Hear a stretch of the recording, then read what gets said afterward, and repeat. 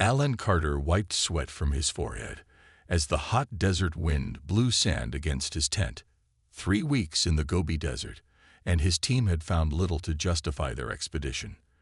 But Alan was not a man who gave up easily. 20 years as an archaeologist had taught him patience. "Alan, you need to see this," called Lisa Morgan from the Eastern dig site. Her voice had an edge to it that made Alan grab his canteen and hurry over. Lisa stood in a shallow pit, her dark hair pulled back in a ponytail, holding something that caught the sunlight with an unusual gleam. As Alan slid down into the pit, she handed him the object. "What do you make of this?" she asked. The object was small, about the size of his palm, made of a metal that felt too light to be natural. Its surface was covered in symbols that looked like no language Alan had ever seen. "How deep was it?" Alan asked, turning the object over in his hands. "About 12 feet down, in the pre-human layer," Lisa said. "It's impossible for it to be there, Alan. That layer is at least 100,000 years old." Alan nodded slowly. "Get Jack over here. We need to document everything exactly as we found it." By sunset, they had uncovered 3 more objects similar to the first. Jack Peterson, the team's physicist, examined each one with growing excitement. "This metal," Jack said, holding up the largest piece, "I can't identify it. It's not on the periodic table, at least not in any form I recognize." The 3 researchers sat around the camp table that night, the strange artifacts laid out before them under portable lights. Lisa, who specialized in ancient languages, had been making notes about the symbols. "These are not random," she said. "There's a pattern, a structure. This is language, but it's like nothing human." "You can't possibly know that," Jack said, though his voice lacked conviction. 20 years studying human language development tells me these symbols are too complex, too systematic for any human culture from 100,000 years ago," Lisa replied. "Plus, they're carved into a metal we can't identify." Alan sat quietly, letting his colleagues debate. His mind was racing with possibilities, each more unlikely than the last. Finally, he spoke. "We need to expand the dig, carefully, and we tell no one about this until we're certain." The next morning, Alan called in the rest of their small team. They widened the dig area, working in careful, measured sections. By the end of the week, they had uncovered what appeared to be a small chamber buried deep in the ancient soil. The chamber walls were made of the same unknown metal as the artifacts. Inside, they found devices of unknown purpose, all bearing the same strange symbols. One larger object, shaped like a disc, seemed to be the centerpiece of the chamber. "This is big, Alan," Lisa whispered as they cataloged each new find. "This changes everything we know about human history." Alan nodded, "or it suggests we weren't alone." When they brought the disc back to camp, Jack spent hours examining it under portable scanning equipment. That night, his face pale, he showed them his findings. "The carbon dating is consistent with the soil layer. These objects are at least 100,000 years old," he said. "But the metal, it contains isotopes that don't exist naturally on Earth." Lisa looked at the symbols she'd been copying into her notebook. "So we're looking at evidence of visitors, observers who were here before humans built their first cities." Alan stared at the artifacts spread across the table. "Visitors who left messages, messages we need to understand." The 3 researchers looked at each other, the weight of their discovery settling over them like the desert night. "We need more help," Alan said finally. "And we need to keep this quiet until we know what we're dealing with." Jack nodded. "Because if we're right about this, it's not just archaeology anymore. It's first contact, just 100,000 years late." 6 weeks after their discovery in the Gobi Desert, Alan watched as government workers unloaded the crates containing the artifacts. The team had been relocated to a research facility in Nevada, hidden away from public view. High chain-link fences surrounded the collection of plain buildings, and guards checked IDs at every door. "Not exactly the university lab we're used to," Lisa said, standing beside him. Alan nodded, Small price to pay for the resources we need. The main lab was large and filled with equipment Alan had only read about. Computers lined the walls, and in the center stood a sealed glass chamber where they could examine the artifacts without risk of contamination. Lisa spent her days and nights studying the symbols, covering whiteboards with her notes and drawings. Jack worked with the strange metal, running tests that often left him frustrated and confused. "It's like it changes properties when we're not looking," he complained one evening, rubbing his tired eyes. "The molecular structure shouldn't be stable, but it is." A month into their work, Samantha Wells joined the team. She was younger than the others, with bright eyes and quick movements. The government had sent her to help with the translation efforts. "I've developed a program that might help," she explained to Lisa. "It looks for patterns in symbol sequences, similar to how we cracked ancient Earth languages." Lisa was skeptical but willing to try anything. They fed all her notes and photos into Samantha's program and waited. 3 days later, Samantha called them to her computer, her face glowing with excitement. "I've got something," she said. The program found repeating sequences that might be words or phrases. On her screen were rows of the alien symbols with possible meanings beneath them. Most were question marks, but a few had suggested translations. "Observer," Lisa read aloud. "Record. Human. Development." She looked at Samantha with new respect. "This is a start." With this breakthrough, their progress accelerated. Lisa and Samantha worked together, refining the translation program.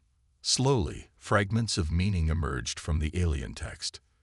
"They called themselves the Xorians," Lisa announced one morning. "And they were here to watch us." Ellen leaned over the latest translations. "To watch humans. But 100,000 years ago, we were just primitive." Lisa finished for him. "But evolving." Listen to this part. The subjects show unexpected tool use and communication development. Jack joined them, holding a report. "I've got confirmation on the metal. It contains isotopes that can only be formed in the heart of a dying star. This stuff isn't from Earth." As weeks passed, more artifacts arrived from other dig sites around the world.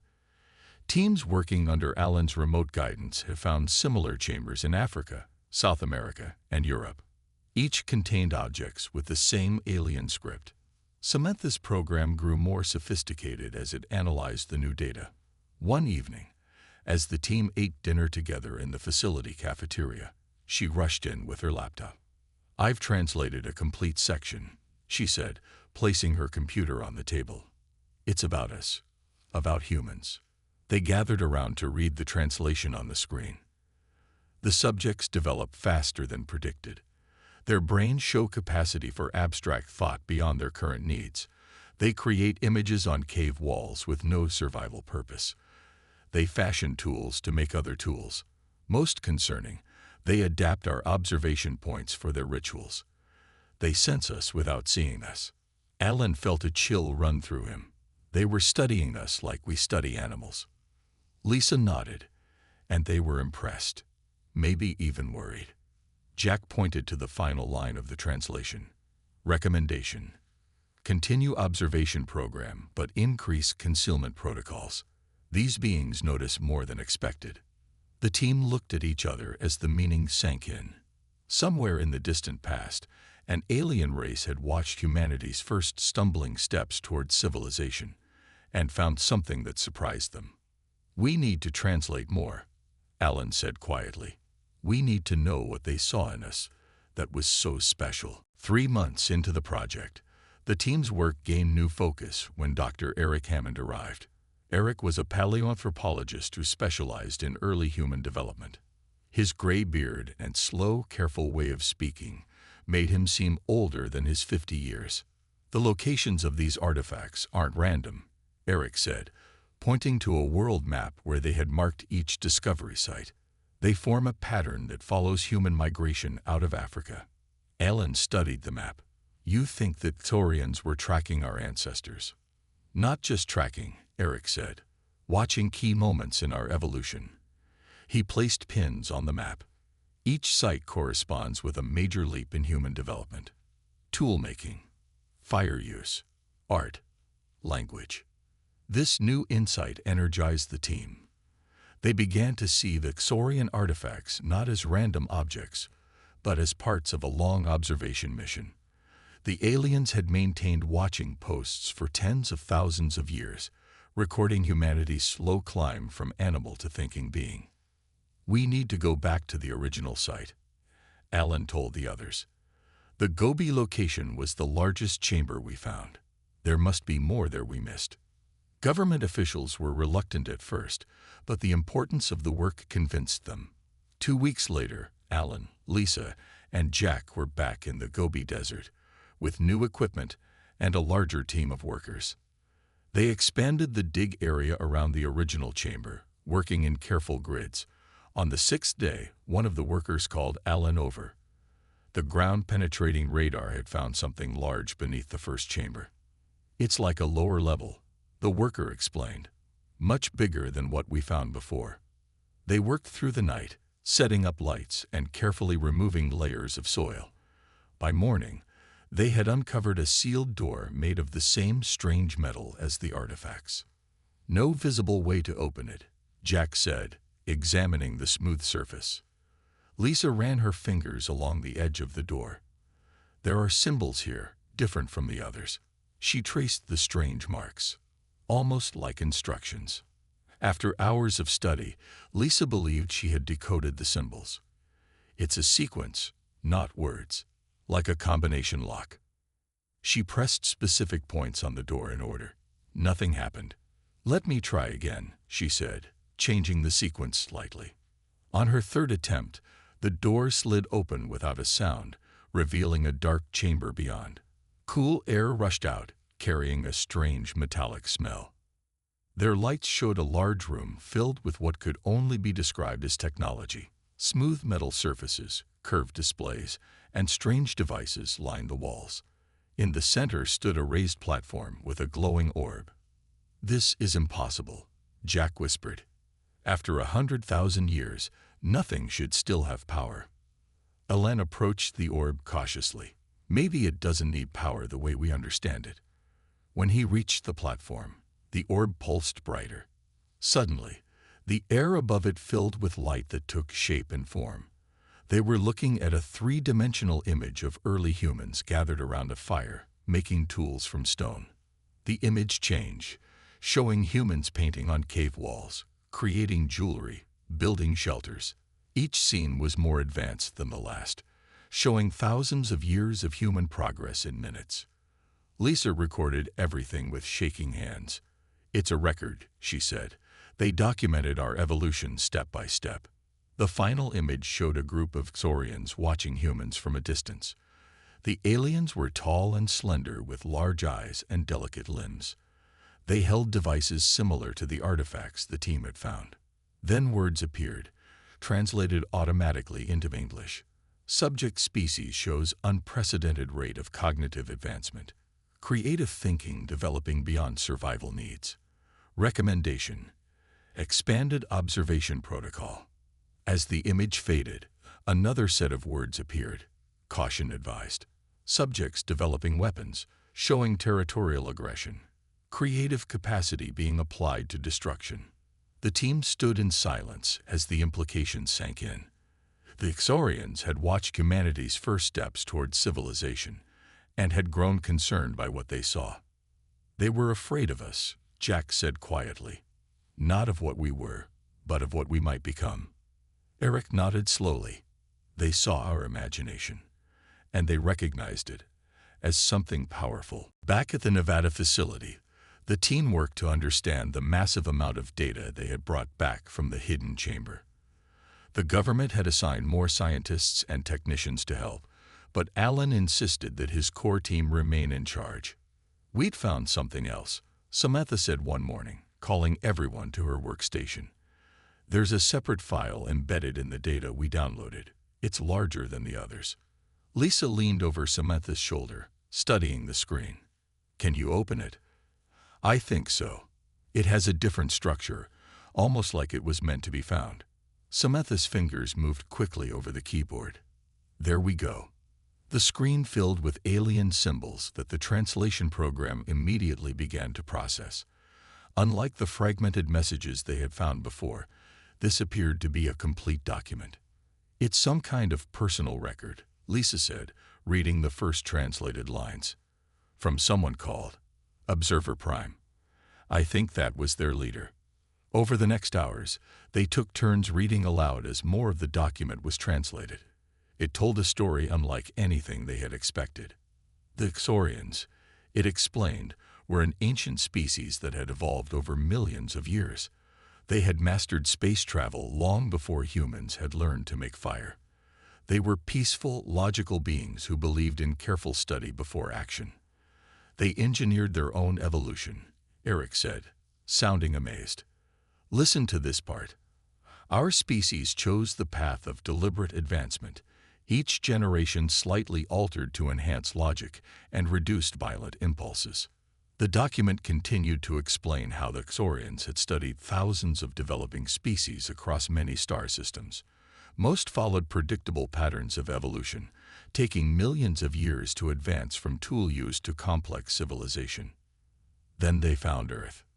Humans were different, Alan read from the translation. Their physical form was unimpressive. No natural weapons, no exceptional strength or speed.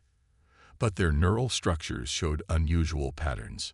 The Xorians set up observation posts on Earth to study early humans. They watched, hidden, as humans developed tools, then art, then language at a pace that alarmed them. The subjects used symbolic thinking to solve problems. Jack read. They imagine solutions that do not yet exist, then create them. This ability accelerates their development beyond all models. As they reached the end of the document, Lisa gasped. "You need to hear this," she said, and read aloud. "Today we witnessed the subjects use creativity to design weapons specifically to kill others of their kind. They imagine ways to cause harm and make those imaginings real. In all our studies, we have never seen a species weaponize their creativity so effectively."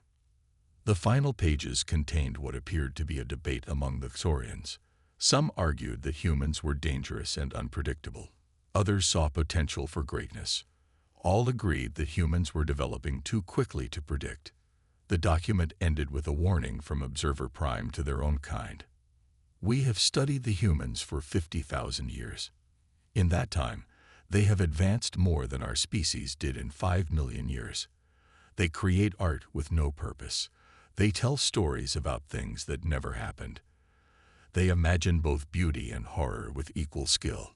Alan read the final lines slowly. "My final recommendation to the Council: complete withdrawal from Earth observation. Remove all evidence of our presence. The humans are still primitive, but they will not remain so. What makes them unique is their imagination. They see things not as they are but as they could be. Then they make those visions real."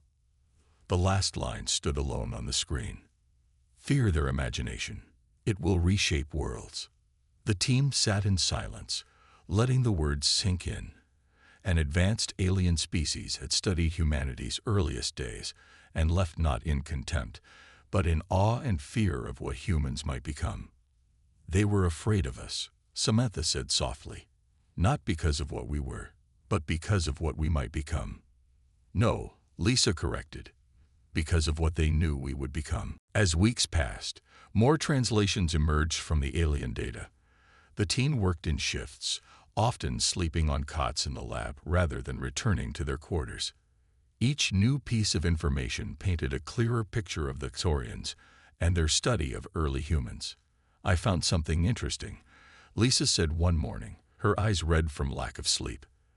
There was a split among the Xorians about how to handle humans.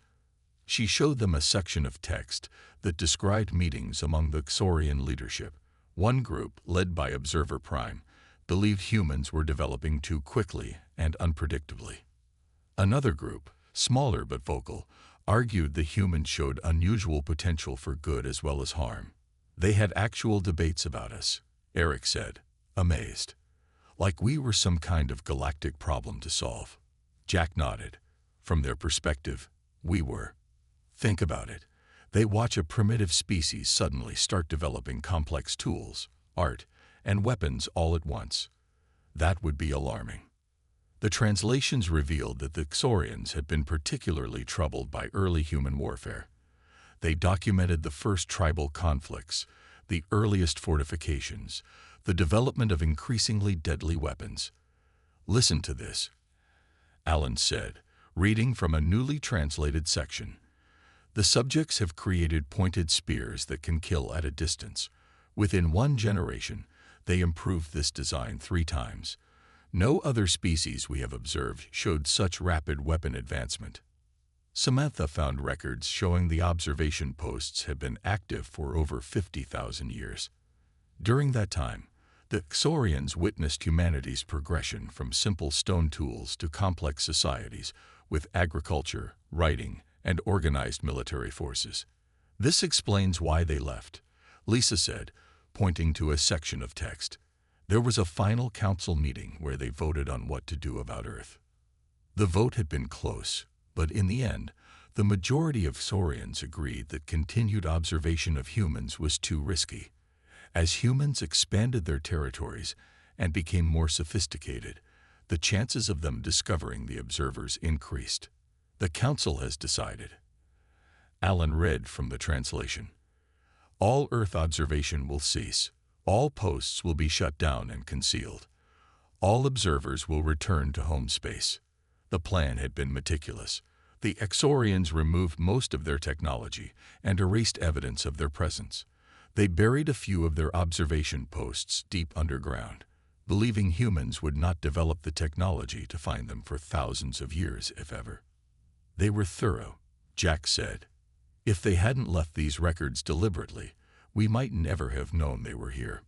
That evening, as the team ate dinner together, Lisa shared her newest translation. "I think I found the final entry," she said. "It's from Observer Prime again, and it seems to be a personal note, not an official record." The team gathered around as she read. "I have served as Observer Prime for 200 cycles. In that time, I have studied 17 developing species across 12 star systems. None have fascinated me like the humans of Earth. Today we activate the concealment protocols and leave this world behind. Most believe we will never return. The humans will either destroy themselves or remain confined to their small planet. I am not so certain.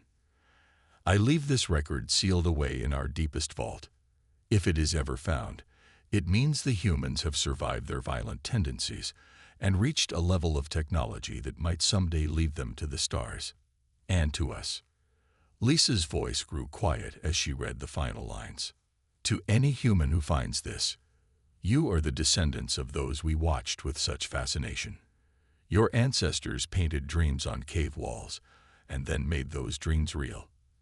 They imagined tools that did not exist and then created them.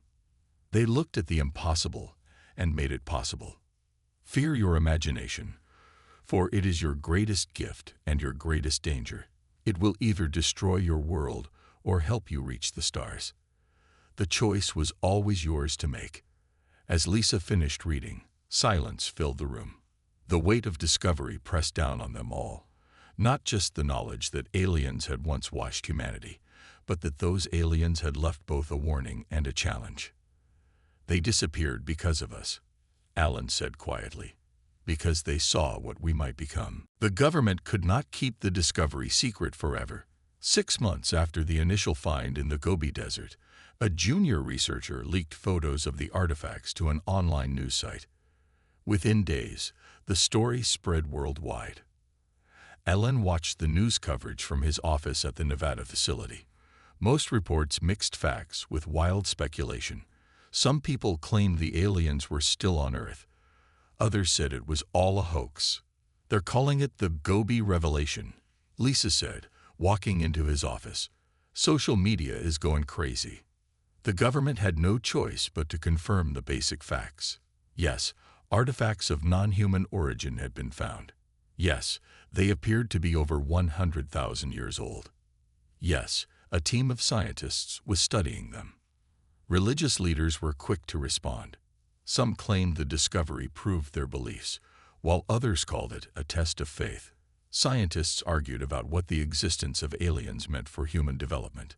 Political leaders met in emergency sessions to discuss the implications. "Dr. Carter, they're ready for you," a staff member said, poking her head into Alan's office. Alan straightened his tie and followed her to the meeting room. Inside sat military officials, government representatives, and the facility director. At the head of the table was Catherine Williams, the recently appointed NASA director. "Dr. Carter," Catherine said, "please bring us up to date on your team's findings." Alan spoke for nearly an hour, explaining what they had learned about the Xorians and their observation of early humans. He described their advanced technology, their peaceful nature, and their ultimate decision to leave Earth. "And you believe they're still out there?" asked one of the military officials. "The data suggests their home system is about 60 light-years from Earth," Alan replied. "If they still exist, that's where they would be." Catherine leaned forward. "The star maps you found, are they accurate enough for us to locate this system?" Jack Peterson thinks so. "The maps are old, but stars move in predictable ways. He's been working with astronomers to identify the most likely candidates." The meeting continued for hours as they debated what to do with this information. Some officials argued for keeping it classified. Others believed humanity had a right to know about the Xorians. "I have a proposal," Catherine said finally. "We send them a message." The room fell silent. "We know where they might be," she continued. "We have the technology to send directed signals to specific star systems. Let's tell them we found their records. Let's show them what humanity has become." Debate erupted immediately. Would contacting the Xorians be safe? What if they returned with hostile intentions? What message would properly represent humanity? As Alan left the meeting, his phone buzzed with a message from Samantha. "Turn on the news right now." He found a television in the break room. Every channel showed the same images. Crowds gathering in cities worldwide. Some carried signs welcoming alien visitors. Others protested against what they called cosmic interference. That night, Alan couldn't sleep. He walked through the quiet facility until he reached the lab where the alien artifacts were kept. Looking at them, he wondered what the Xorians would think of humans now. Would they still fear our imagination? Would they be impressed by our progress or disappointed by our conflicts? The next morning, United Nations representatives arrived at the facility. World leaders had agreed to form an international committee to handle the Xorian discovery. Every major nation wanted a say in how humanity would respond. "It's getting political," Lisa said with a sigh as they watched diplomats tour the lab. Eric nodded. "Of course it is. This is the biggest discovery in human history." Meanwhile, Jack worked with a team of astronomers, narrowing down the possible location of the Xorian home system. After weeks of calculation, they identified a star that matched the alien star maps. "It's a G-type star, similar to our Sun," Jack explained, showing Alan the data. "And according to our observations, it has at least 3 planets in the habitable zone." Alan stared at the star's image on the screen. Somewhere around that distant point of light, an advanced civilization had once existed. A civilization that had watched humanity's first steps toward knowledge and had left because they feared what we might become. "If they're still there," Alan said quietly, "I wonder if they've been watching us from a distance all this time." After months of heated debate, the United Nations reached a decision. Humanity would send a message to the Xorian home system. The message would include information about Earth, human history, and our scientific achievements. Alan and his team helped create the content. They wanted to show the Xorians how far humanity had come since they left Earth. The message included examples of human art, music, literature, and science. "We should acknowledge our flaws too," Lisa insisted during a planning meeting. "They already knew about our capacity for violence. We should show them we understand it and are working to be better." The final message began with a simple greeting in the Xorian language, translated from the ancient records. It continued in multiple human languages, explaining that we had found their observation posts and understood why they had watched us. "We are sending this message to thank you for your interest in our early development," the message read. "We have grown much since you left. We have created medicines that cure disease, traveled to our moon, and built networks that connect billions of people across our planet. We have also fought wars and damaged our environment. We are learning from our mistakes." The message ended with an invitation. "If you receive this, please know that humanity would welcome peaceful contact with the Xorians. We still imagine, create, and dream. Now we dream of meeting you." On a clear night in April, the world's most powerful radio telescope aimed at the distant star system and began broadcasting the message. Scientists explained that it would take 60 years for the signal to reach its destination, and at least that long for any reply. "We may never hear back," Alan told reporters at the press conference. "But sending this message is important. It shows we're ready to be part of a larger cosmic community." Life slowly returned to a new normal. Alan and his team continued studying the Xorian artifacts, making new discoveries every month. Their findings revolutionized several fields of science. The alien materials led to breakthroughs in physics and engineering. The medical data in their records helped develop new treatments for human diseases. Years passed. Alan's hair turned gray, then white. He retired from field work but continued to consult on the Xorian research. Lisa became the project director after him. Jack and Eric wrote books about their discoveries that became international bestsellers. Samantha developed new computer systems based on Xorian mathematical principles. 50 years after sending the message, humanity had changed dramatically. Inspired by the knowledge that advanced aliens had once existed, people worked together to solve many of Earth's problems. New technologies made energy clean and plentiful. Medicine advanced rapidly. The first human settlements were established on Mars. Alan was 92 when Lisa called him at his home in Colorado. Her voice shook with excitement. "We got a response," she said simply. The message had come from the exact coordinates where they had sent their broadcast 50 years earlier. It was brief, just a few seconds of data, but it was unmistakably artificial and non-human in origin. Alan insisted on flying to the facility despite his age. When he arrived, the team had already decoded the message. They gathered in the original lab where it had all begun, now a historic site preserved exactly as it had been during those first discoveries. "Ready?" Lisa asked, her own hair now silver. Alan nodded, and she played the message on the lab's speakers. It was in perfect English, clearly and precisely spoken. "We watched you crawl. Now we see you walk. Soon you will run. The galaxy awaits your imagination." Tears filled Alan's eyes as the meaning of the words sank in. The Xorians had not only received their message, they had been watching humanity's progress all along. And now, they were ready to welcome humans as equals. 1 month later, Alan stood at the viewing platform at the newly completed Kennedy Space Center. Above him, gleaming in the Florida sunshine, stood humanity's first faster-than-light spacecraft, the U.S. Horizon. It carried a crew of 12 scientists and explorers, bound for the Xorian home system. As the massive ship rose silently into the sky, Alan smiled. The Xorians had feared human imagination once. Now that same imagination was carrying humanity to the stars, and to whatever wonders waited beyond.